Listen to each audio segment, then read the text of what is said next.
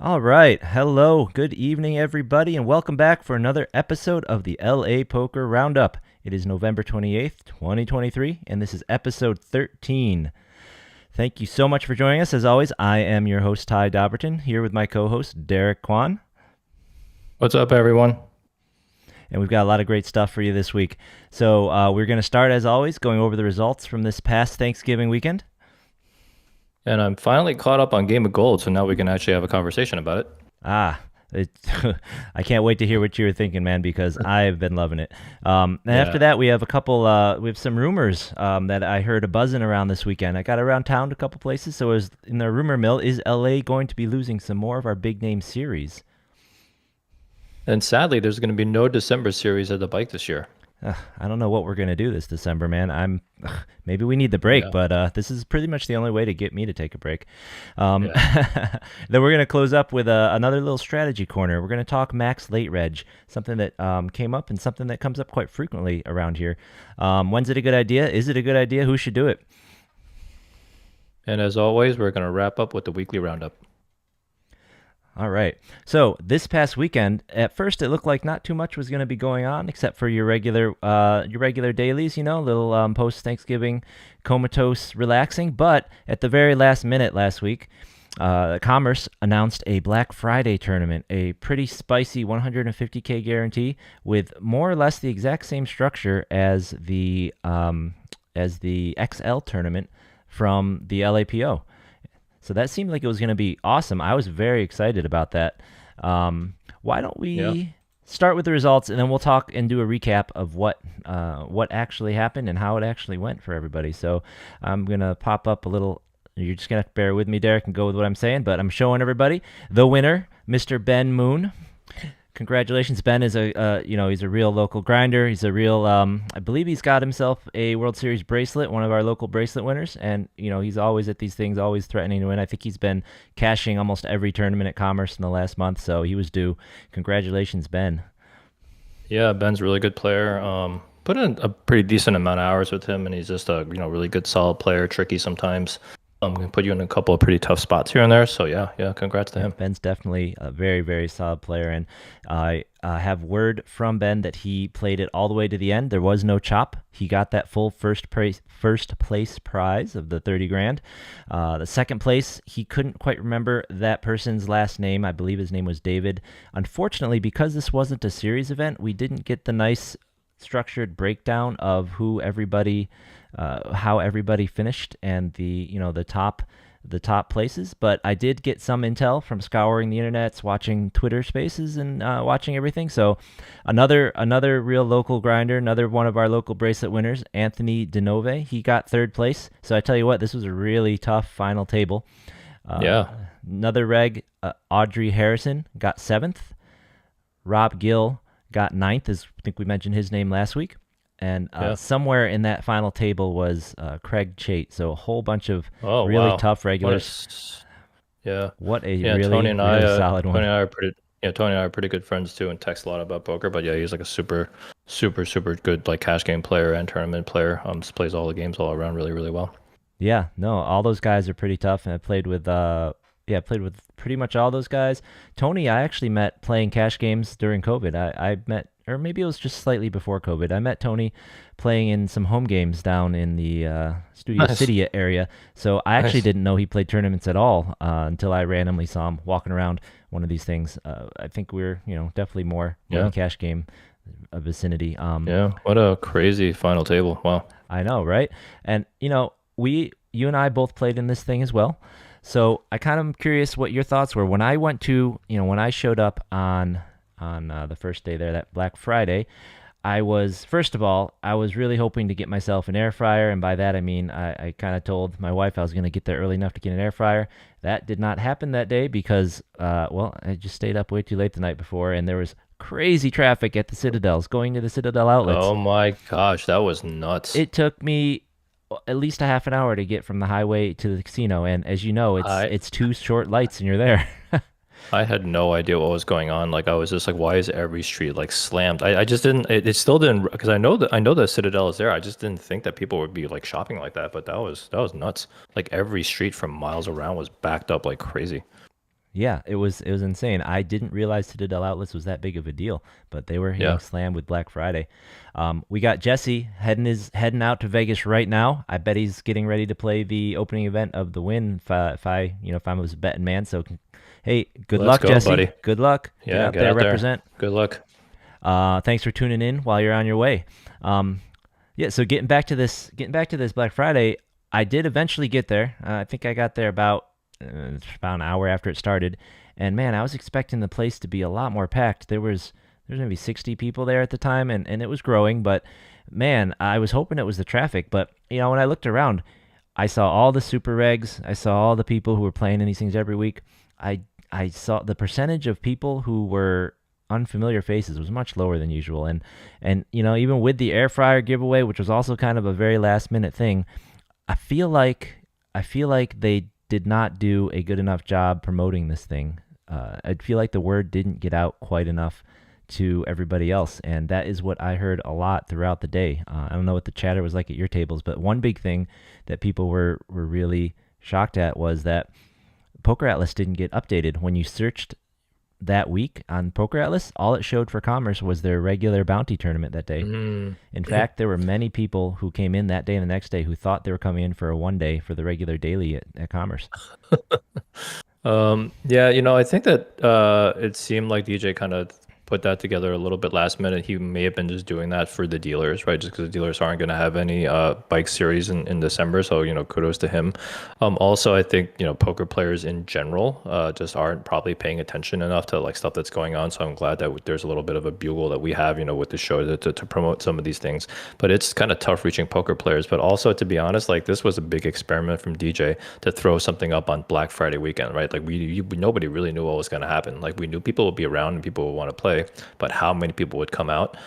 So it didn't, obviously they didn't hit the guarantee, but it was still a pretty decent turnout for a holiday weekend, I think. Yeah, and if DJ threw this together to help the dealers out, man, I major kudos to him and to Commerce Yeah, for doing that because yeah, as we're going to talk about later, the dealers don't have a job next month, more or less. A lot of them, if they were relying on the bike to do a series for December like they usually do, they're just out of luck. It's not happening. So, but we'll yeah. get to that in a minute. As you mentioned, it kind of didn't hit the guarantee, and as a result, on the second day, they had only intended to have 3 flights of this thing, which right off the bat I thought was kind of a mistake to schedule just 3 flights from the beginning. In fact, they were only going to schedule 2 flights. Crazy enough. At the very first time they announced it, there was only 1 flight each day, and several of us kind of badgered DJ, "Hey, we need a second flight on Friday. We want more shots at this. Some people are busy, Black Friday shopping or doing something earlier on Friday. We need more flights." So he added that second flight on Friday, which was really really lucky because when we went into the third flight by about halfway through registration on that third flight, they were still a solid 150 people away or so, and by the end of the third flight, they were still 70 people away, about roughly, from making that guarantee. So, what happened was right near the I believe with about an hour left in reg, on the third flight on Saturday, they actually added a 4th flight, and this is something that in the last couple of years I've never seen Commerce do. I think one time I saw the bike actually move its day 2 and add extra flights once, and I have Yep. seen other tournaments add flights, certain spots, and then of course, a year ago we saw Hustler completely rug pull their tournament after a couple day Yep. ones, and Yep. we had a few bad incidents in Vegas casinos having to rearrange their schedules. But this is, honestly, I think this is the first time I've seen Commerce add flights in the last 2 years or 2.5 years since I've really been playing hard. I don't know, maybe I'm remembering wrong, but Yeah. what do you think? Commerce typically doesn't do this kind of thing, and obviously they're one of the ones with just um, honoring their guarantees when they don't hit. So actually, I mean, you touched on all the different options that casinos have to try to make a guarantee, and I think just sticking an extra flight on the end of an existing day 1 without moving a day 2 and screwing a whole bunch of people out of the schedule because they had planned, maybe to finish on a Saturday. This is probably the least egregious thing they could have done. And to be honest with you, like, you and I've talked about this before.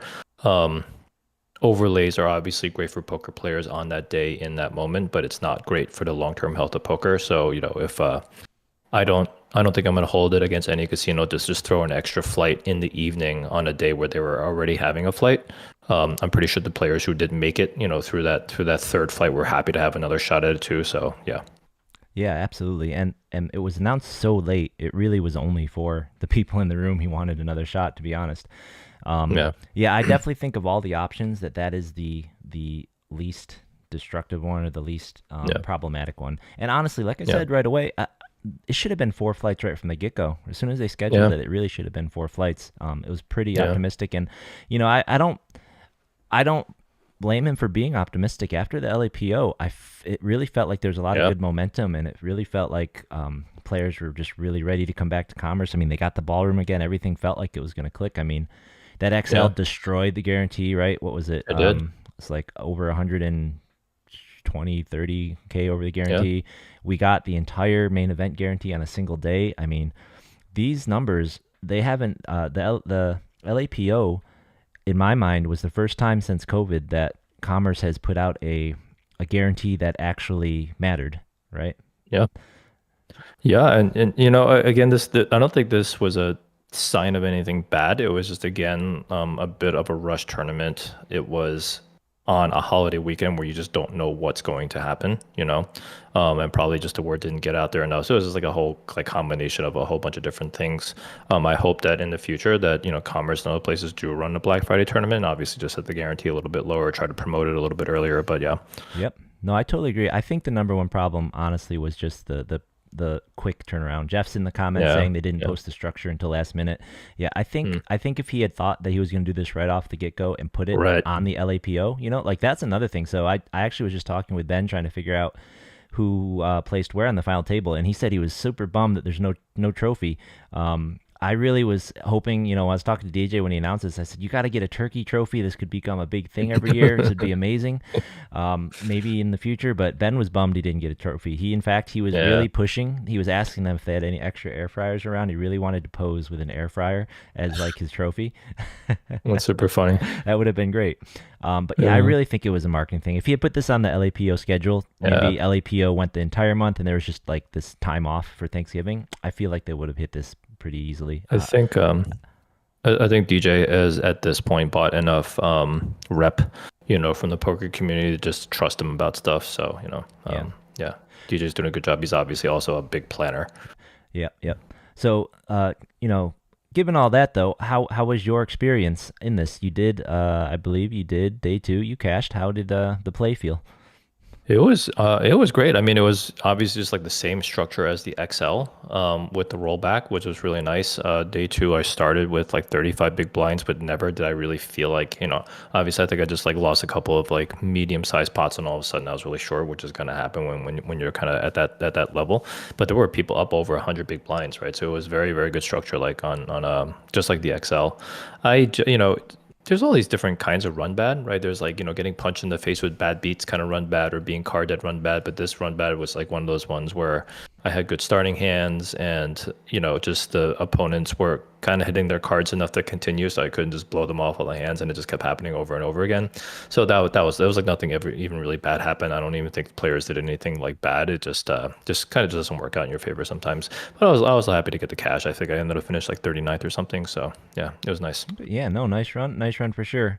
I did not day two. So my first bullet, I was starting to feel pretty optimistic. It was a very strange bullet for me. Typically in the first half of these day ones, I have all the little chips. You're probably very similar. Typically, I'm winning all the small pots. I'm getting all the little chips. I have just a giant stack of all the hundreds. But this day, I was just completely card dead or getting like queens or better.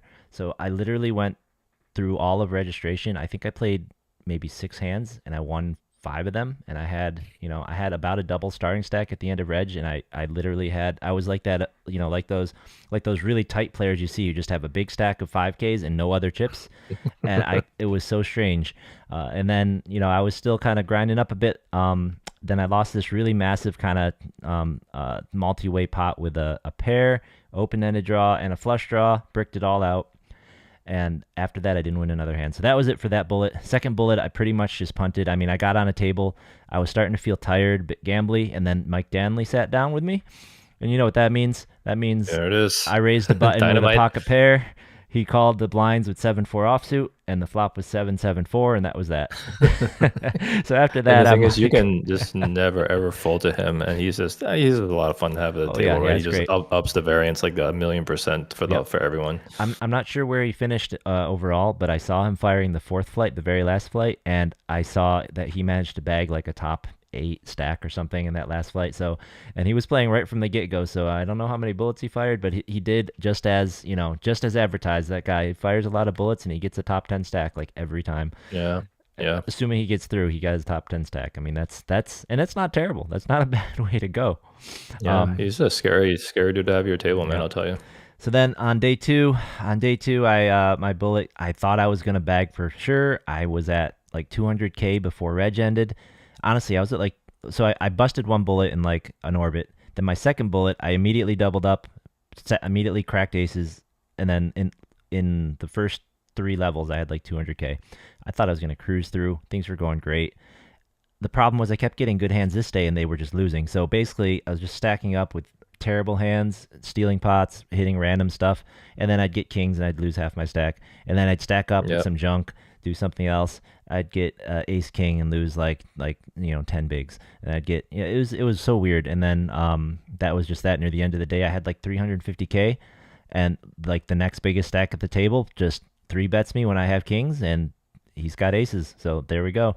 Yeah. That's how it happens. So I did not make Poker it through. tournaments are just they're just brutal variance. I mean, just stuff like that kind of happens is completely out of your control, and Yep. just So gotta brush yourself off and get to the next one. yeah. Speaking of the next one, so since I didn't make day two, I decided to go and check out some of the other interesting tournaments happening around town. So on Sunday, Lucky Lady was running a 20K guarantee, which is larger than normal for them. Typically, the Lucky Lady tournaments top out around 10K guarantees. So this one was double what they usually do. And, it turns out we had a pretty good day. So I got this picture around 8:30 at night, and we at the final table we came up with a deal to get the chop. So we actually ended up chopping 8 ways. So when there were Nice. 8 of us left, the big blind average was 11, and we looked at the numbers. I asked for some more money, and they snap gave it to me. So I didn't really have much negotiating power after that to say anything else. So Nice run. yeah, so I took it. I'll take it. 4K for technically a 240 buy-in tournament. Very, very nice. Yeah. So these guys, I have. I do have. I may have to. I have And while you're the pulling that names. up, Yeah, I have the names. it looks like Xander's in the chat saying you get the day two that way sometimes, not too much further. Basically, yeah, like you play a very very wild style and could get you a pile of chips, but then if you just kind of keep the gas pedal on sometimes, I don't know, just a little bit of run good can take you really really far in a day two, and we've seen Mike Danley go really deep in a lot of tournaments. So Yep, yeah, absolutely. So I have the results from this one. Actually got the tournament director Vince shot me an IM and let me know these fellas' names. So we did that chop, and in this tournament, the person with the most chips, I only have their last initials, so I guess his name was Man L. Maybe he wanted to be anonymous, but it says Man L. And then the second most chips was Hrock K. He's this gentleman here in the BMW hat. Julie nice. K. It's the lady in the white hat there. She was the next. I was actually. This is by payout. I don't exactly know by chips because I got a couple extra bucks, but then I was after that. And then Sherry W. She's not in this picture. Yuval S. Nafis V. George O. Was the last chopper. So that was the top 8 of us there. Yeah, congrats everyone, and congrats to you, Ty, for deep finish final table. Yeah, it's pretty nice. Pretty nice. It makes up for all these not quite the number of bullets it took me to get through these day twos at Commerce. So Yeah. I will definitely take it. Now this tournament though, like I said, it was basically just their daily tournament, only twice as big. Typically they do a tournament that is a 10K guarantee. It's like 100 and like 120, $125 buy-in, and this one was just kind of double everything. So the interesting thing about it was I was trying to find the structure, and I was looking around, I was asking them, and they didn't really have it. And then the tournament director said, "Well, here, it's just our regular structure.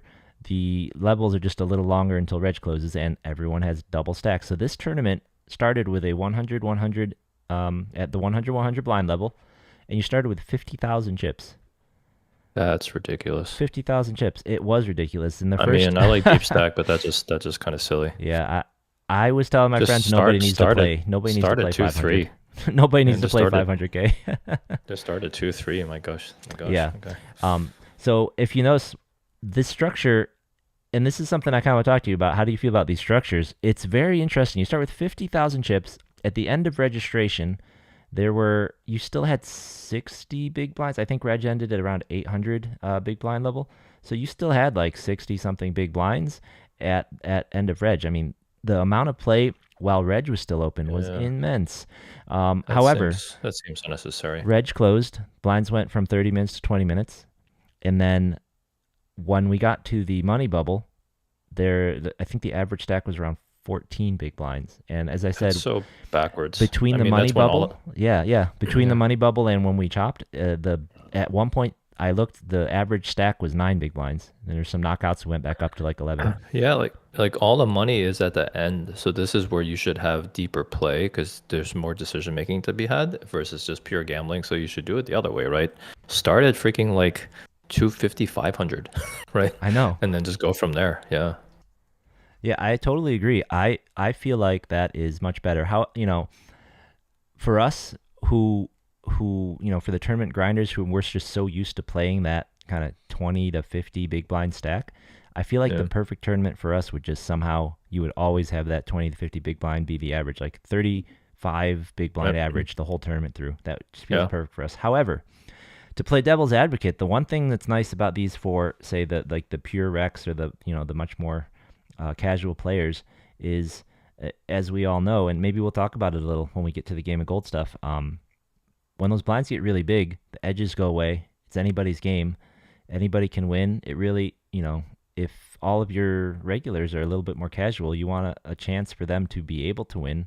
And then the other thing it does is it kind of forces these chops. I mean, the only reason I considered even talking about the chop was literally 10 big blinds. I had 11 big blinds, and I was, we were pretty much all dead even. It was, Yeah. it's not much you can do I there. mean, I guess it levels the playing field a little bit, but it's not really poker. It's just like slots or something, you No, know? And also, absolutely. again, for amateur players who should be seeking to get better, if you actually get to go deep against a really good player, even if they're kind of, you know, playing a little bit above your level with deeper stacks, like you get to learn a lot from it. And I don't think you're going to learn anything from a shove fest with 10 big blinds deep in a tournament, right? So I just don't think it's really, really good overall for the health of poker. So Yeah, no, I agree. Especially, I almost feel like if you're one of those casual players, you would want your larger buy-in tournaments to be that crap fest at the end, but your daily, where you're presumably practicing, you would want to have even more play so that you can get those reps in, yeah, get that practice in. just make it faster in the beginning and slower at the end. You Yep. know, like there's no reason for a daily to even start with the 150 BBs or whatever it is that they start with. No, absolutely not. If you could just get more levels, like I said, if and Yeah. we talked about this before, and we just talked about more chips is better or not, and the way that Savage said, you used to be able to run a tournament where you started with like 80 big blinds, but it was a better structure, and I totally Yeah. believe you, totally believe Yeah, it. and also just do it the other way too. 20-minute levels first, and then 30-minute levels after the. Like do it that way. Yep. This is just whatever they did, just do it in reverse. Just do it in the Yeah. reverse. And I tell another thing I like about the Commerce and DJ's events is a lot of his events are like that. They'll run 20-minute levels, Yeah, and then as soon as Reg closes, they go to 30, and I love yeah, it. And and then, yep, a lot of these other events, the other thing I think they kind of get wrong, quote unquote, is what they want to do is they want more people to buy in, right? That's why they're extending these levels. But in my mind, the people that are going to buy in the most times are people like you and me, or the other regs, and we're willing to buy in until we're yeah, at like 20 bigs. So, yeah, and you know how you get us to bust? Don't let us buy in with 200 bigs. Make us buy in at 50 bigs and 40 bigs and 30 bigs, this and is we'll true. keep buying in until we get to 20, right? Yeah, So at this you want to tournament, maximize. You want to maximize it. Just yeah, exactly like how you just said it. yeah, make the prize pool juicy, and then make us buy in with 50 or less blinds, and then we'll just keep buying. What I noticed at this tournament when I first got there, so I got there right at the beginning because I really do love playing deep stacked. It's just that it really doesn't matter, We'll talk about that later during our strategy corner. But what I noticed was when I first got there, I recognized some people. There were some familiar faces, but the later and later it got, and especially right at max late reg, there was a line of us, and it was Rachel Gardner and her Mel, right? Is his name Mel? And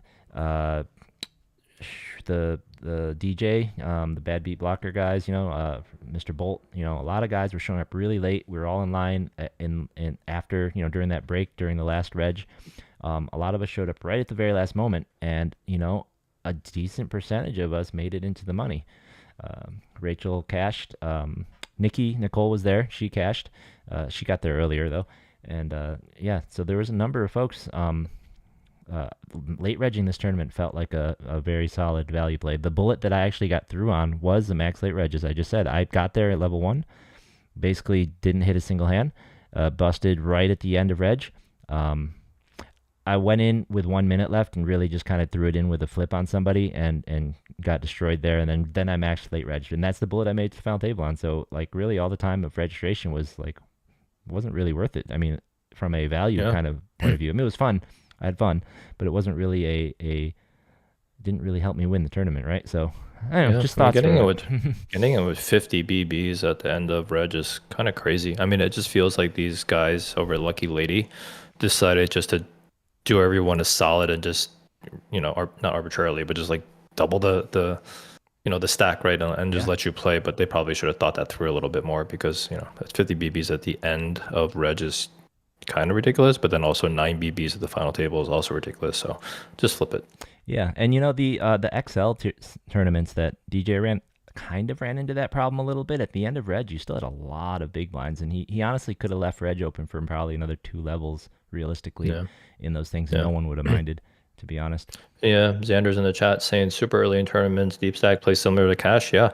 This is why actually early in my career, I would always do really well in the early levels of tournaments and then just get my ass kicked as soon as it was getting down to 20 or 30 BBs. And no matter how much of Harrington on hold on my red, I just couldn't fix it, because I was just like a very cash game mentality.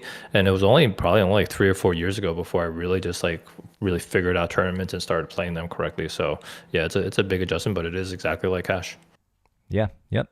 However, the difference is when I get 2 stacks or whatever, kind of exemplified by what I said, I got to 200K by level 4, by level 3 in the XL. Like that you can't cash that out. You're not going to win anything. Basically, you're going to sit there until everyone catches up, right? Yep. So, but let's talk more in depth about that in a minute when we get to the end. And just we want to our strategy corner. We're actually going to talk about max late reg and the pros and cons specifically that we can think of. So we'll get back into this for sure. Let's keep going through the results for last week though. Let's move on to the Gardens. So the Gardens has their regular really good dailies. So the Friday event, I got results for that here. Kevin posted up that they chopped that way 4 ways. That was chopped up 4 ways, and the winners here were Armin, Ken, Sujit, and Jim. I don't play there a ton. I play there for their special events, and I go, when there's a gap here and there, but I do recognize Ken. He's definitely a super reg down there at the Gardens. He's probably one of the guys that gets the most chips during their free rolls. So congrats to all those guys, and way to go. Looks like Sujit got the most money out of that chop. And they doubled their guarantee to 41K. Also, try to mention the Hollywood Park. The Lucky Lady tournament. They also doubled their guarantee. So they only needed 100 people to get their guarantee. They had just touch over 200. So good turnouts for these guys. Yeah, congrats, folks. And then we have Jesse in the chat. He says that he won the Sunday tournament at the Hawaiian Gardens. So he got 5,000 for first place was $5,000, but they chopped it 8 ways, so he got 4,100 plus 18 bounties. 18 bounties. So that is another $450. So way to go, man. That is crazy. Way to go. Crazy number of bounties. That's a lot. I think knocked out 2 tables of people by himself. I think he did his job. So definitely earned that win there. All right. So that is all the results that I was able to find for this weekend. So the next topic, you've been caught up. You're all the way caught up on Game of Gold? Just not the last episode, but yeah, up until the last episode, so I haven't, yeah. You didn't watch yesterday's episode yet? Nope, nope. Okay, so let me ask you, are you watching it by yourself or are you trying to get your wife to watch it?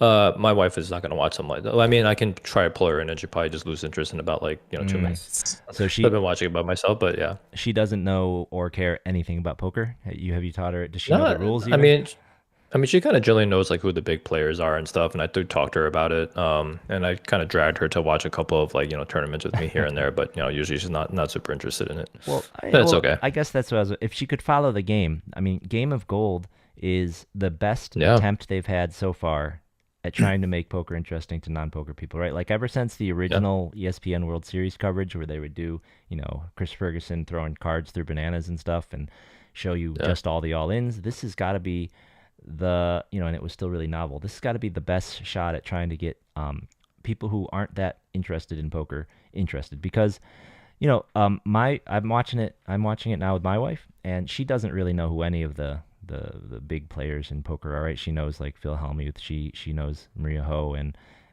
I think that was almost it. But now she's watching this, getting the intros. She's starting to know who these people are. Now she's forming an opinion on these people. Now it's I would like to see more reality show elements in it, even more drama. But it's enough that she's getting interested. You know. So yeah. And you know what? They're just playing regular poker, and they're playing poker like they always do. I really, and I tweeted about this. I do think that it's because they're simulating like a watch party, right? You have like teammates in like the back room watching, commenting on the hands, right? Rooting against, right? And it's like fun to watch that and watch that interaction.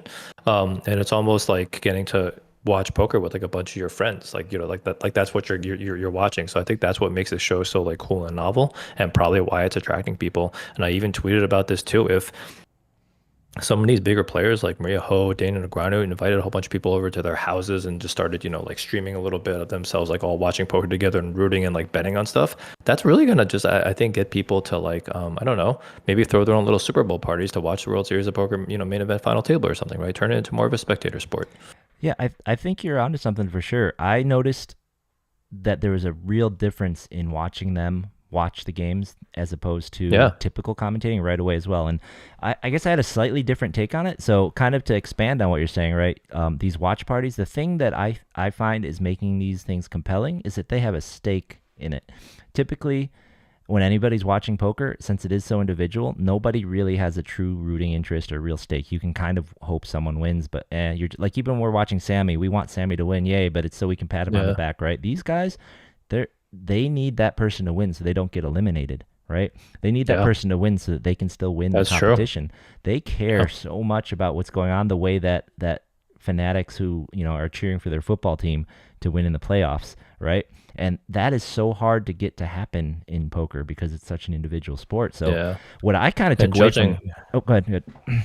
and just like judging their play, right? Because of how much is at stake. It's just, Right. it's really super interesting to watch. And that brings out their personality so much, right? Like when Yeah. there's a lot at stake and you think someone made a mistake, is your personality to berate them or to give them an excuse, or rather Right. to try and think of what they were thinking, or like that really brings a lot of personality out. But what I Yeah. really got from the first couple episodes, because honestly, I thought the first round of sit and goes they were kind of weak and compared to these more recent The heads up. ones, and compared Yeah. to just even the setup as far as trying to bring in people. But what I got from it was that I really wish, or I would really love to see more kind of team poker somehow. Like I haven't played in a tag team match. I'd like Hmm. to, but and it's just so hard to actually get any of these things coordinated. But I just feel like as far as spectator sports go, they need more team formats. Like watching these individuals play is not bringing anyone in, but if you could get more teams in, and then you just have to find ways to make people feel like they want this team to Yeah. win or they want this group to win. We have to find ways to get people invested to get them to watch, especially Yeah. people who aren't just poker nerds like us, right? Yeah. DJ, get a tag team tournament in LAPC. That'd be a lot of fun. I think they have had them in the past. I think they have had them. Hmm. Yeah, we were actually talking in when I was talking about Game of Gold at the tables during the Black Friday tournament. We were kind of some of the folks at the table. We were kind of we were imagining like what if it were possible to do series or qualifiers or something such that we have so many casinos here in LA. after Vegas, we probably have the most casinos of any city Hmm. in country. Of course. Yeah.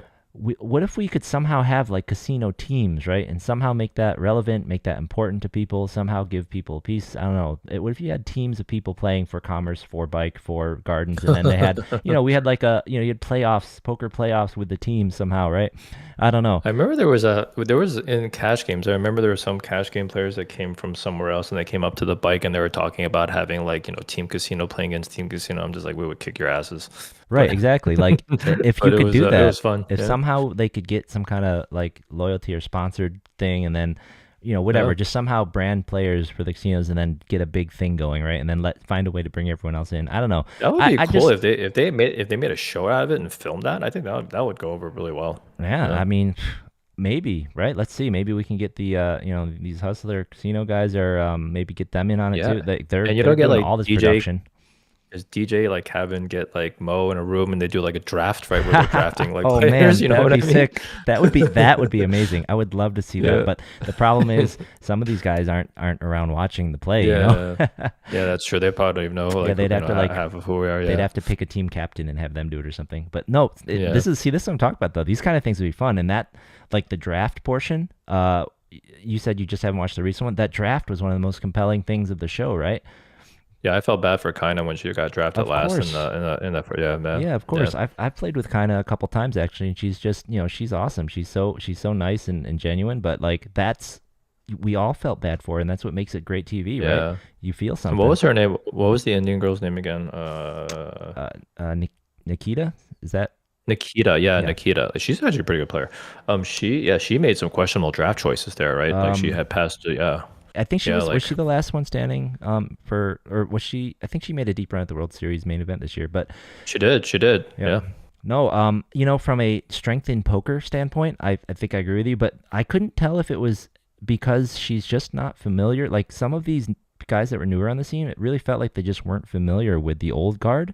It was surprise. I mean, you got to do your research Yeah, before you go on a show like that. like But when yeah, Robin yeah, says maybe. you'll have an advantage over jungle, it's like does he just doesn't know anybody The who's jungle's like one of the best heads yeah, up players. does he just not know these older guys? Like and by older Yeah, I I mean mean, been in the game longer, like you cuz know what? Like, if this is your if you're a pro, like I don't want to talk smack about these players, but if you're a pro, you need to know your industry. You need to know your players. I don't care if you're new. You got to know who the old guard is, right? Like this is your vocation, right? yeah. Like this is not my vocation. I can almost tell you the playing style of almost all the top pros and like half the people in LA. But on the other hand, it makes for interesting TV again, right? It Because all does. of It us does. watching, we know who Jungle is, and when we hear him say, "Yeah, Nikita, you have an edge on Jungle. Heads up, I bet." Like we're like, "What?" Like, and that's awesome. You need I don't someone know to who say Jungle Man something. is. Yeah, I don't know who Jungle Man is. That's nuts. Um, yeah, and yeah, Xander's loving Jungle in the show. I mean, who doesn't love the moment when kind of like trying to ask him a question, he's just asleep, and then she gives He's just him asleep. she Yeah. gives him like she gives him the side eye. I mean, come on, that's Yeah. great. That's great. And he's watching. Xander says he's watching. Yeah, you know what? Xander's really funny because I just I'm grinding my way through the old episodes actually on Poker Go. Like every once in a while, I'll just like sit there and eat some dinner and then watch like 3 or 4 episodes. It's a lot of fun. Like those were the golden years, man. Like back then with like Norm and Lon, like doing those like pre-recorded like World Series like event. Yeah, that was so much fun. Yeah, so I just started watching some. They got me too. They've been popping up on my feed so much. I started watching one of the Yeah, old ones as well. So, man, that was so long ago. I yeah, it started the was Moneymaker super. one. I'm like, wow. Yeah, Yeah, I think I it was nuts, man. was. Like What was I? yeah, between like that and then Raymer and then all those other guys in the following years, is Yep. such great characters. Yep. But it was so interesting when Jungle like flipped out about not going first, Oh and yeah. He was just like sitting there brooding, right? Like, yeah, and it's so funny because I didn't really feel like he was maybe perhaps taking into account like the chance of Yo like sweeping was like so low, right? That was well, just it's 1 in pure, 8, right? Roughly. right? Maybe a little Yeah, so higher like because these are the newer quote unquote players that. But But but it's a cool thing is like you're watching like world class gamblers. They're not just like great poker players, but they're gamblers. They know their edges. They know like all these little like every single edge from every single bet. So mhm. they understand the game theory behind all of this. So you can just see how they react about certain things, right? And that's also really fun to watch if you pay attention to those little details. Yeah, yeah, it's interesting to see who is kind of how they're handling it. Right? Like I love one of my favorite parts was when Charlie immediately tried to kind of cause a little ruckus on Fedor's team when he came out and said, "So how did you get to go first?" Right? And he's just like, "What? You didn't flip for it? What?" And Fedor's just like, Yeah. it's not a big deal. We talked about You it. you We you, talked you can about it." see Fedor knew what the edges were, but he also knew that the edges were probably still like pretty small in terms of Yeah. being able to go first and sweeping and getting the coins. Well, So I think he balanced just having good team chemistry over just squeezing every edge out. I mean, he did get to go first in the first match, though. But Yeah, yeah. I saw some analyses. I think someone figured out it's roughly like an 11 coin. You're like plus 11 coin EV over the person going third if you go first, something like that. Which in the huge long term, it's just 11 coins. You don't want to do it twice. That's 20 something. But Yeah. um, but it's not like the end of the world, And then we saw well, actually, I'm not sure. I don't want to spoil anything. I'm not sure what did. I don't remember where the cutoff was between episodes that you didn't see and the last one. So, but It's okay. You can spoil a little bit. It's not a big deal. yeah. Well, just when they're determining the order for the next one, who's going to go in what order for the next one. Did you see when Maria was trying to tell him why she should go first, or no? I did. Okay, Yeah, I yeah, mean that was yep, basically that like was where, it. where I felt like he was just prioritizing team Yep. chemistry over just like every little nitty edge. Yeah, yeah. So he was totally okay with letting that because he could have argued to go first, but Right. he was just saying, "Yep, go for it, go for it." Yeah, Um, and you can tell that Maria knew like he was the best player and he had the edge, and yeah, she got it.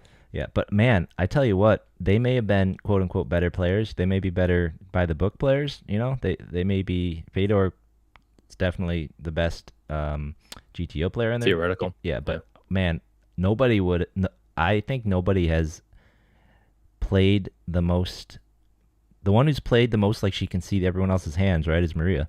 Like everyone I else play would with have been Maria. busted so many times in her spots, and maybe it's just luck that these just happen to be spots she needs to fold. But man, she's No, looking like a genius in I have so played much in this Maria. game, in this show. I have a lot of hours of Maria in tournament poker, and that's just how good she is. I don't think people like um, yeah, her read based stuff, and I think Charlie Corelli even talked about like the yin and the yang of like live reads. He had a really great tweet. So if you guys don't follow Charlie Corelli, just go find him on Twitter. He had this really long tweet about like live reads, and he's a world class like live read player. And he did this analysis on live read players and Maria Ho, and yeah, it was really cool. But she's just a really fantastic player that could really see right through you. Yeah, absolutely. And the match between Maria and Charlie was really interesting. Yeah, yeah. Let me actually, I have a clip. Let me pop this up once again. Apologies, you'll just have to remember. So Daniel Negreanu has been doing a recap of every episode because his team sadly got booted so early. So this is all new to him too, and he's been interviewing the people. In fact, I will stream this off to you as well. He's been interviewing people each time. So every episode, he recaps it with the squad. He talks about what they maybe would have done, this and that, and then he interviews one of the folks who was playing. So this one, he interviewed Charlie, and I'm trying to share this with you. Click that. All right. So let me put this clip on, and it's very interesting. So when Charlie came out, he immediately told Maria, "Hey, I've spent I spent an hour studying Yeah, I footage of you remember. yesterday. Yeah. Remember?" Yeah. So with Maria and Been looking at your videos online. Sure you have. I spent like an hour doing it actually. Did you really? Today? like, you sit with Maria and right off the bat, you let her know that you spent a solid hour studying, right? So I'm curious, like, why tell her that? Was that some sort of degree of intimidation, or like what was the that just ran? That was a lie. I just wanted to hit that part. That's, I mean, so Maria obviously has great reads, and Charlie is known as an expert on tells and reads. And to see them play a heads up match, and then just to see that to be the start of it, I mean, it's just gold. Like he immediately off the bat is trying to get into her head, and he was lying. It was just total lie. he's always at that psychological warfare. And actually, if you've never seen Charlie Correll play, I would go and like find some streams where he played like some tournaments, and he's actually a lot of fun to watch the way that he table talks. Because he doesn't do it in like an asshole kind of way, but he is just very yeah, a little bit intimidating at the table sometimes. Yeah, yeah. So interestingly, you know, you made me remember one of the hand that I doubled up on in the XL on that bullet where I thought I was going to be cruising. The very first hand I played on that second bullet, there was a bit of a table talky kind of read thing going on for me. So in the hand, I sat down. It's still level. It might be the very beginning of level 2, or it's still level 1. So it's still very, very early. We got 40K.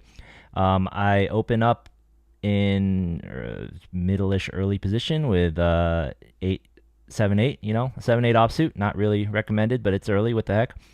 The button calls me. Flop comes out 7-6-4, 2 hearts.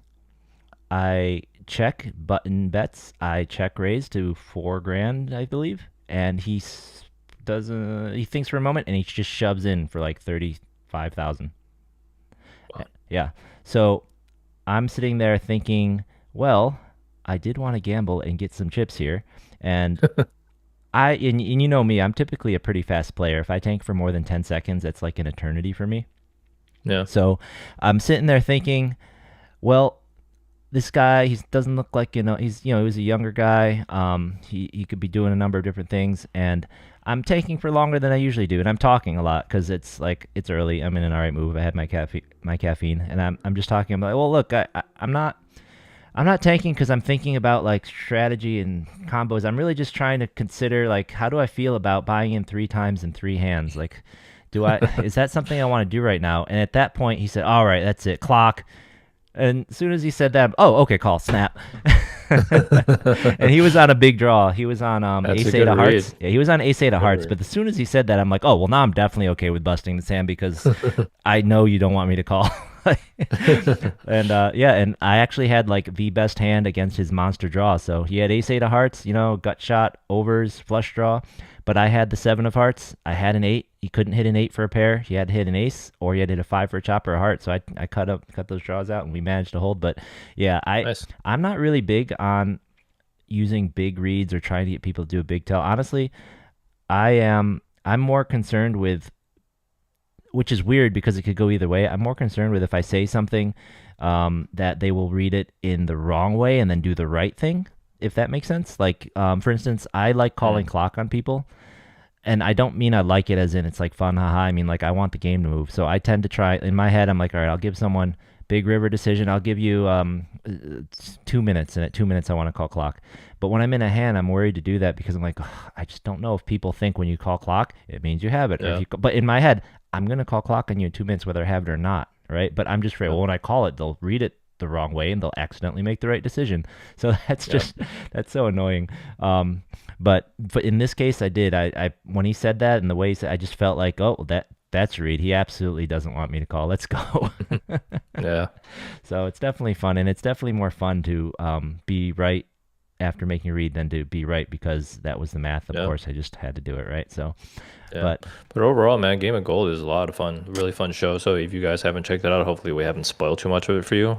But yeah, it's really fun to watch. So definitely big recommend. Yeah, absolutely, and we'll definitely keep checking back in on it because I'm watching it. Like I said, I'm watching it with my wife. We're watching all the episodes every day, and she's really getting into it. I am.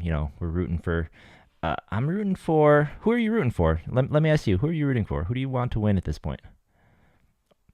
I don't know really if I want any because there's a lot of really just likable players left, right? I mean, obviously we love Andy, LA player. Oh yeah. I love Fedor just because I was on Poker Code, like his site, and a lot of what he taught like helped formulate a lot of my early tournament game. And overall, I think he's like a super nice guy. Like Charlie's fun to watch, Shungle's fun to watch, right? Yeah, like and Maria obviously I'll also root for her. So yeah, I don't know who I want to win. I have kind of mixed feelings, right? So I kind of want, I kind of like Dave Williams. He's an old Magic playing guy, Magic gathering player guy. I remember reading his name well before poker, and then I used to play in those streets as well. And I find myself rooting for Kaina for all the reasons that you talked about. Yeah. She's just being set up as like kind of being picked on all throughout the show so far, and you just don't She's you don't super like nice. it. I don't know if you ever played with her before, Yeah. but she's No, so nice. I have. I said I Yeah, played with her a she's couple such a nice times. person. Yeah, I played with Yeah. her once in LA, and I played with her my second to last table in the main event, and as long as she wasn't lying to me, which I'm pretty sure she wasn't, she was nice enough to slow play her aces enough that I did not bust. Because I remember the hand I had a not huge stack, probably 20-ish, 18 maybe bigs, somewhere between 18 and 25 big blinds. I opened under the gun with tens, and she just flatted in late, probably on the button, and overcard came on the turn, so I didn't go bust. So I managed to not bust. If she had raised pre, I might have just been out that, and I managed to ladder one more time, I think, before then. So thank you very much, Kinda, for not busting me with your aces.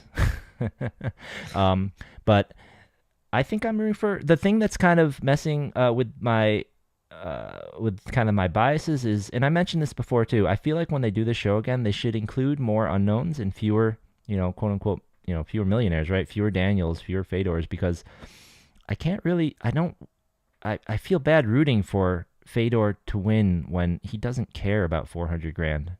I'm sure he does, but he doesn't. I'm sure he doesn't care that much. Not the way, kind of, or like Robin Poker would care, right?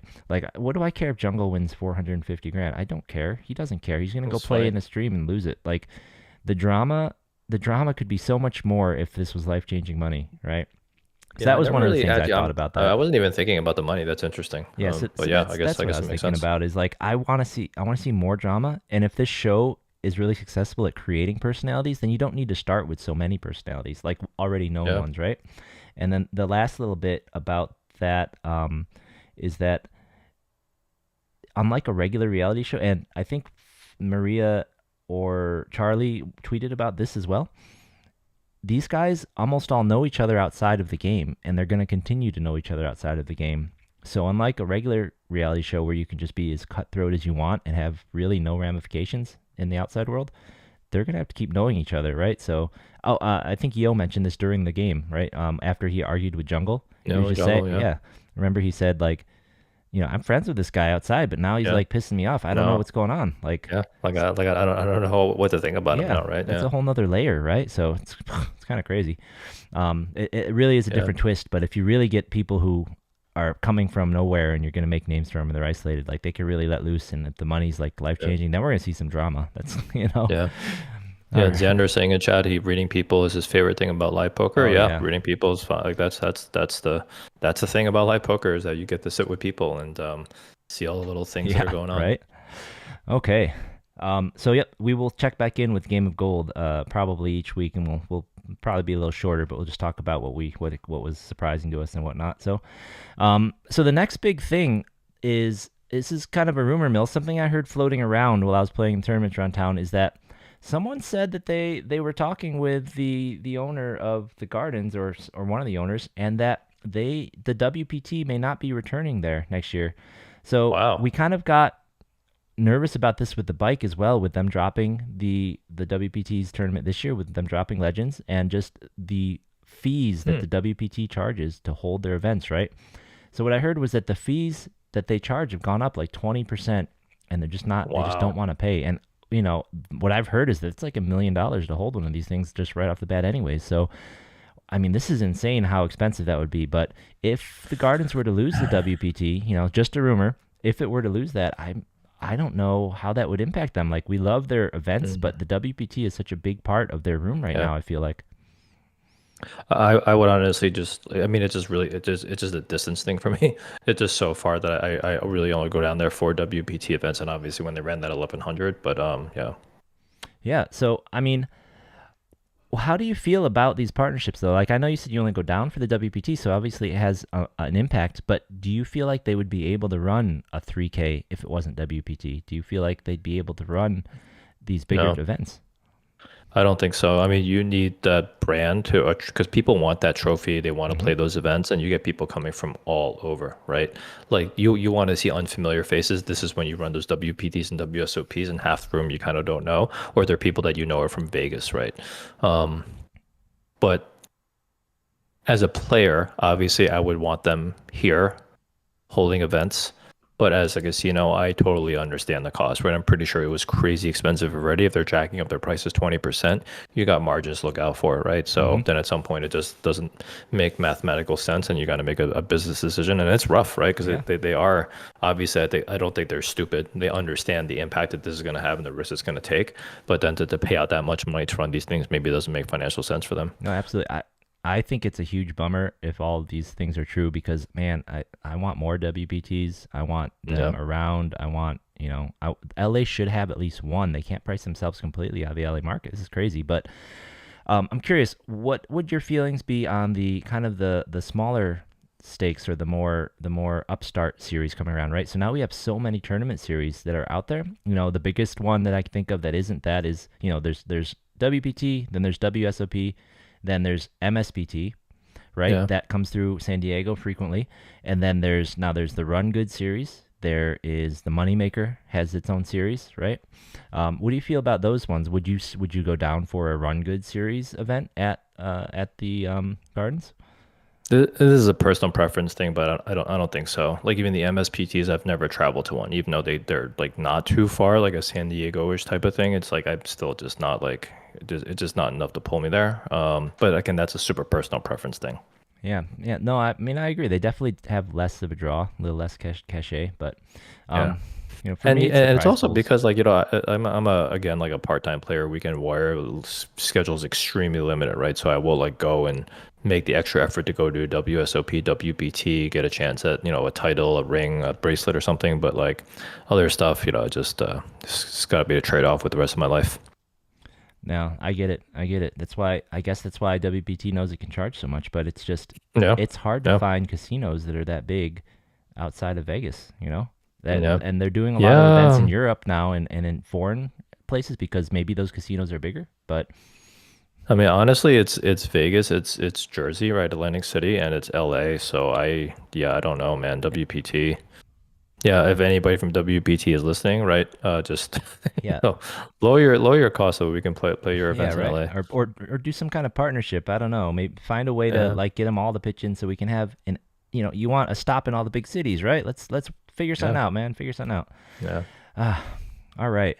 Well, so that's just a rumor. Hopefully it's not true, but that is what I heard murmurings of, and I'm very concerned about next year at the bike. They said they put out that post saying they would have the WPT Legends next year. Fingers crossed that's true, but I don't know because there isn't even going to be a December series at all at the bike. What are we going to do? There's nothing going on in December at the bike. No series. We knew it wasn't going to be a circuit event. They're having nothing. Yeah, I mean they must be super worried about that WPT event at the Wynn. Honestly, like even when I was there last year, I saw obviously a ton of like LA players there, but it wasn't like everyone. So I'm really surprised that the bike would just like flip off the switch completely because I mean you could probably still run some decent, like $200 events, right, and probably still get a couple hundred people for each of those. You'd expect that they could at least try, some of their 100Ks that were so successful, right? Like especially during the bigger events at WPT. I'm gonna tell you right now, like the people that show up for that one day event on a Saturday, there's probably like 80% of them would not be going to Vegas. Yeah, I mean those fields are great. A lot of people we didn't recognize. They get people up from San Diego and whatnot. So that's something that I noticed during the Mega Millions is that the way that us LA players drive up to Vegas for these things, the San Diego players drive up to the bike for the Mega Millions. Mm-hmm. So and people come over from Vegas from all over. Some events like that. So that's really disappointing. That is another. I'll call it a rumor, but it's pretty much confirmed because we heard mumblings from some of the dealers and and whatnot that there's just no events, nothing working. Now, what does that mean? That means we have some holes in the schedule in December for LA. However, I did my best, did some research. I talked to some people, I looked around, and I got us some intel. So, nice. What did I find? Well, the first thing as I said, I was at Lucky Lady, and I just so happened that they were announcing a tournament. So, at Lucky Lady on December, now, this is the dates they told me. I feel like I would not be surprised if they read something off wrong, and maybe we shift them a day to the right. But what I was told is that December 12th through the 15th, there will be day ones for a 100K guarantee tournament at Lucky Lady. It's a $225 entry. There are 2 flights per day at noon and 5 p.m. So the stacks will be 25K starting stack, 1 and 8 get in the money, and there will be a double bag bonus of $1,000. The day 2 is on the 16th, and this is why I said I wouldn't be surprised if this got shifted one, because I don't quite understand why they don't have a day 1 on Saturday. So, but the information I got was December 16th. Saturday will be day 2, and we'll start at a 4,000 blind level. So 4K big blind, which will be about a 50 big blind average, because 1 and 8 bagging up from 25K should put you at 200K. 50 big blind average on a 225 entry? Yeah, so I mean, I my math looks right. Yeah, 25K times 8 is 200K, right? That is insane. So am I right there? 200K divided by 4K, that sounds like 50 to me. Or is that 50 or 25? No, it's 50, right? 200, yeah. Yep, so yeah, that's pretty, that is value. It's a 100K guarantee, and that is value. So they should have their flyers out. Yeah, they should have their flyers and their announcement out, I'd imagine, by the end of this week. They have to. It seems like a clear must play for that weekend if you're in LA. Now, I won't be here. That is also, and the nice thing for them is that this is such a different price point. And this is kind of what I was talking about. The bike could have done this too. No one playing the 10K is, you're not going to have a big crossover between the main event at the WPT and this event. So this is perfect for everyone who's still here in LA. I would love to play this personally if I wasn't already booked up to go out there, but I'll be playing the main event that week. So, cross your fingers for me. I'm not sure if you'll be in town or not, but if you are, I'm sure you'll love this value. I mean, it's a lot of play. Yeah, I should be in Vegas for, probably back and forth a little bit, but yeah. Yep. And then what else do we have going on in December here? Well, let's see. Hollywood Park does not have their schedule on their website yet, but they have set it, and they are going to be going somewhat all out for them this month. So I was able to get the highlights of the December schedule for Hollywood Park. So in December, they are going to be holding a 50K Saturday special on 2 weekends, on both the 9th and the 16th. So that's great. 50K Saturday special. That's a pretty good one day. Their bounty tournaments on the Fridays that month are getting bumped up to 25K. It's a much lower guarantee usually. And on Christmas Eve, they are going to be doing a 10K guarantee tournament with a 5K added cash giveaways tournament. So it's going to be a 10K tournament, but at every level, they're going to draw a lucky seat and table and give away money. So the deeper into the tournament you go, the fewer tables are left, the higher your chances are of winning money. So if you're at the final table, you are the only table left that can win money. That's pretty fun. Yeah, so that's awesome. I love seeing these cash added tournaments, even if this is given away in a kind of a different way, but this is just still free money sitting in your chair playing the tournament. Looks like we got some action here in December. Looks like I'm glad these casinos are stepping in for the bike. Yeah. Mm-hmm. And to round out the month, they're going to have a 20K super deep stack on Tuesday the 26th, and on New Year's they're going to be running 24K, which is a 160 buy-in, $80 add-on. And what's interesting too is this could be a big lost opportunity for the bike, because this is an opportunity for the lucky ladies in the Hollywood Parks, for players who probably only play the bike or the commerce or something, right? Like myself. And this is the only thing that you have to play, but you never played these casinos. You go over there and you like the experience. All of a sudden, you might get new players attracted to your room. So, yeah, this is gonna be a big opportunity for them. Yeah, and if the structure is good, if that day 2 where you start with 50 bigs, you don't just suddenly collapses, if it's a good play, if that value is amazing, if they were to do that pretty consistently, that would really clean up all the lower buy-in tournaments. Like, all those players would definitely want to come in there. And then, for the end of December, after Christmas, we can't forget about the Gardens Winter Series. Yeah, that's going to be a big one. Can't. So I've got the schedule up for that now on the screen, and just to remind people of what's going to happen with this Winter Series, it's freaking awesome. So that first weekend, they're going to be running satellites. So there's a seniors event, a 50-plus seniors event that first Tuesday, and also that first, so on the day after Christmas, they run a senior event, and they're going to be running a satellite. Now, the way this satellite works, I spoke with Kevin a little bit, because it's a little confusing. So the way the satellite works is they're actually going to give you if you win the satellite package, you get a entry into a 100K, an entry into the 500K, and a entry into the one of the 50Ks. So You get 3 entries? you get 3 entries. So Wow. winning that satellite gets you an entry into each of these different guarantee levels, and there That's are amazing. several events at each of the levels. Obviously the 500K guarantee, there's only one event, but there's 3 starting days. So yeah, so that is a $250 entry satellite run just the way the Gardens does, as a milestone, as a mystery bounty satellite. And Wow. You get like Yep. 3 raffle tickets, yeah, huh? Nice. yep, and you get 3 tournaments. So the other events they're going to be holding, so on the 27th after Christmas, they're going to be doing a $50,000 guarantee, no limit hold'em knockout bounty. So that sounds like a regular bounty tournament, $50 bounties.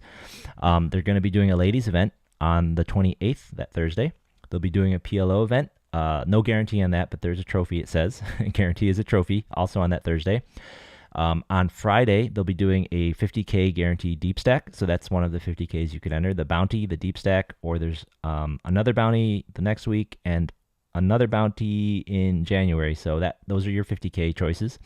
Nice. You'll have a 100K guarantee, a no limit hold'em mystery bounty on the Saturday, the 30th of December. And then they're going to be having a 100K no limit hold'em deep stack on New Year's Day. So I will be at that one on New Year's Day and not the one at the Hollywood Park. But it is like 3 times as expensive as the one at Hollywood Park. So price range, whatever suits your boat. And of course, at the beginning of January, that first week, they will be doing their 500K guarantee 1K tournament, the 1100 buy-in, the 3-day ones that. Oh, I really hope everyone's getting excited about that. Excited about this one. I am going to cap myself at 2 buy-ins this time. This time. Yeah, that's what you say now, but it's right after Christmas, you never know. We'll see how I do with the WPT. Yep, so we have those schedules. Now, we do not yet have the LAPC schedule. I have heard from DJ that the schedule is set. He's just trying to get a couple finishing touches on it, and I believe that we will be announcing that schedule on the show, maybe a special episode this coming weekend. We'll let you know. Keep an eye on our Twitter, keep an eye on our social medias, and we will let you know if we're going to be doing a special episode, or maybe we will announce it next Tuesday. But DJ said he will come on here and he will talk about whatever we want and go over the schedule, and we will get all sorts of great stuff with him on here. Super fun. Nice. All right. So that is what we will have coming for us in December that we will have to make do with, boo-hoo, because the bike's not having anything. But I think we're going to be all right, guys. So the final topic that we wanted to do is circle back around. We already did a little bit of discussion about it, but I kind of wanted to get your feelings on max late reg. Is it something you do typically? Is it something you advocate? When would you think you should do it? Things like that. And then I had one other observation kind of from the event from before that I wanted to mention. I'm going to say a lot of pros love max late reg. And this is really just because of your hourly, right? Like you register that late into a tournament. You're typically closer to the money, especially if you're good at playing a short stack, right? You can play very, very defensively and kind of spin it up. A lot of value for a lot of pros. I personally don't like it. I like playing the early levels. I think there's a big opportunity there to, accumulate stacks. I'm also not like a tournament pro where I'm playing like 1,000 tournaments a year and trying to grind out an hourly or something like that. So I also don't love the max late reg that you come in with like 10 BBs or something. I think it's so ridiculous, right? So, but generally, I get why the pros like it. Also, I think it's like the Daniels and the Phil Hellmuths do it actually just because they want some rest, right? And that's also fair, just to get a couple hours of extra sleep before they come in and play. And then, because I can tell you right now, when I start off like an 11 a.m. tournament, by the late levels around 10 p.m., my brain is completely shot, and I'm just trying not to make a mistake. Now, do you find that you have kind of different feelings about max late regging online as opposed to live? I know you mentioned like sometimes you can come in with like 10 big blinds. I honestly, at least around LA, I don't really see tournaments letting you come in with 10 bigs. If anything, like we mentioned before, they cut off registration too early, and max late reg, you'll still have 40 bigs, Yeah, with online too, especially like ACR, they just let like 1 million hours of late reg. It's so ridiculous, and you could come in with like 10 BBs. But Again, I think it's just the price that you pay for their guarantees. They just have ridiculous guarantees. Like every weekend they have like a 200K guarantee, 300K guarantee, right? Right now, like, are you kidding me? Like in this day and age, to have like that big of a guarantee every single like Sunday, and multiple of those. Like, yeah, it's just I guess maybe it's just the price that you pay. You have to be okay with that crazy late reg. Yeah, no, absolutely. I saw the um, scandal, so to speak, of people noticing some people were abusing that, maybe some bots or some other cheaters, so to speak, doing the max late reg all at the same table, max tank, just getting the money. Like, it's crazy to think you could reg a tournament so late that you could tank your way into the money. Yeah. To me, anyways. With these live tournaments, I really think that some of the operators should look at their structures and let us reg later, or if the blinds are such that they don't want it to be later because they don't want it to go on too late in the night, do what you said before. Let's eliminate some of the earlier levels, push it back, and then maybe you add some. If you get rid of 2 early levels, so that we don't late reg with so many blinds, add in another level later so that we get more play there. I mean, something like that. I don't know. So one thing that I noticed with this tournament, right? I think one of the guys who's been watching the show and commenting on our Twitter posts, I think Rusty Shackelford, I don't know who his real name is. I think he might have been there, and he said he wanted to kind of hear our thoughts, or hear my thoughts on the super deep structure and all the play, right? 500 big blinds, crazy. I typically, for these live events, I really like getting there on time as well. But honestly, I'm not sure how much value, like dollar value, that is, that gets me in general. I do it because I like to play. I do it because it's fun. Like you, we only play on the weekends. I want to play as many hours as I can just because it's fun. I find that, with this as an extreme example, right? I find that the only way to really try and get enough chips for it to matter, if that makes sense, because if I win a massive, in this tournament, let's say I won a massive 100 big blinds in that first level. I went from 50,000 to 60,000. It doesn't matter. It doesn't those matter. Early level, It doesn't matter, right? But you know how hard it is to win a 100 big blind pot, like in a sane way, if you're playing like good, right? So like in the early levels, the only way to get all those chips, and that being said, there was a lot of value in the early levels of this tournament. In the early levels of this tournament, I saw no fewer than 3 people. I think the seat to my direct left was cursed. I saw no fewer than 3 people completely punt off over 150 big blinds apiece, just bluffing it off with king high into obvious nutted hands. Just like 3 people just dusted 50K just like that. It was by level 4. But in the big picture, if I, like I said, if I win 100 big blind pot in level 1, that's awesome. But it's not 60K. Who cares, right? I late reg, I double once, I have 100K, and if I reg the early levels. Yeah, I'm hoping, like, my best case scenario is like I have 130K by the end of reg, which is awesome. But you late reg here, you double, and bam, I'm there. Like, who cares? I think how I look at the early levels is that my BB per hour is probably higher in the early levels than the later levels, and this is just because of just the complexion of players early. They are exactly like you're saying. You have so many more people that are going to punt early, and even if you don't get it most of the time, you're putting yourself in the ballpark of being able to get it, while at the same time getting a higher BB per hour playing against less talented players. So that's how I look at the early levels, like net. 1 out of 10 times, 2 people are going to punt huge stacks to you, right? And then you're going to be able to kind of bulldoze the table a little bit. But then most of the other times, you're just going to be able to chip away people. And then during the later levels, even if 8 out of the 10 times you ended up in the late levels with, like the early levels didn't matter, it's still like okay, because then the other 2 times you're giving yourself the opportunity to get a really big stack. So I think that's just kind of how I look at it. Yeah, I think the problem for me is that in those early levels, I tend to play more like, that get a big stack or buy in a bunch of time style. Whereas when I get to that last bullet at the end, it's just, it just has a high value. Now, the thing that strategically, the thing I would say is, especially for these kind of dailies, and the reason I think for this particular tournament, it was genius for everyone to show up at the very end. Showing up with the 50 big blinds and the structure how it was, the beginning was very slow. The blinds went very slowly. And then after that, it was like this hyper turbo. If you look at a structure and right after the registration closes, the blinds start jumping massively, so that, and it's just 20 minutes, right? And I feel like Maria may have been doing this strategically, and it was mentioned, I think it was mentioned on some of these other analysis reaction videos. When she's playing, say, who was her first opponent? Was it Fedor, or was it, no, Fedor's on her team. Jungle, who did she play first on that other team? Anyways, if she was playing someone, Charlie, when she's playing Charlie. So say she's playing Charlie or she's playing Jungle or someone, if for some reason she thought she was not a favorite in heads up, that's a hyper turbo structure. They're playing 20-minute levels. She has time bank. She has a minute to go. If you just tank your way into the later levels, you could say you started with 2 million. You could end up with you could get to level 5 with 1.7 million and never play a real hand. Limp, wait, check, wait, fold, right? And then at that point, it's a crapshoot.